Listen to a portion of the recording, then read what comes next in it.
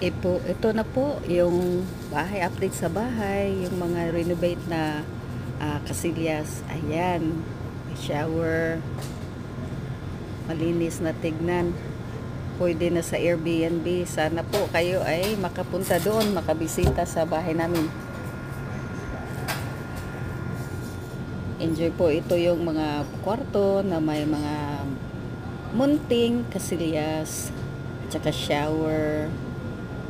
Hindi naman kalakihan, okay lang.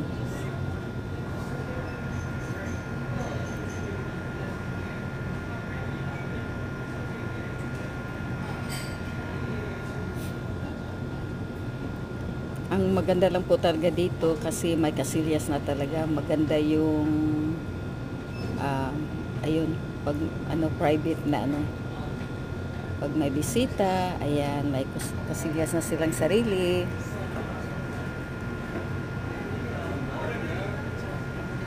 Sa lahat yata, ito yung kasilyas na gustong-gusto ko. Ito siya. Ang ganda na design niya talaga.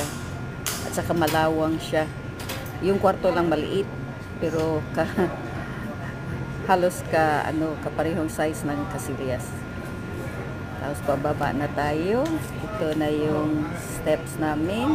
Tawag nila funny steps kasi maliliit. Paa ng Pilipino, maliliit. Ayan na yung bagong lamisa na ginawa din nila. Homemade. At saka yung mga cabinet. Tingnan yung cabinet. Ang ganda. Ito naman yung mga kasilyas. Then ito naman siya. Sa labas yung sink.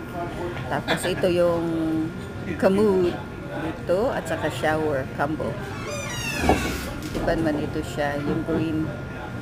Ayun po. Tapos ito yung sink.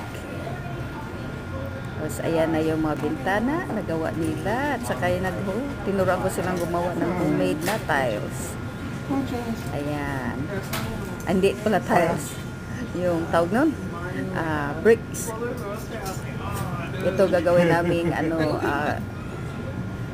brick oven. Tapos ito na, para kami nasa Disneyland, Charot.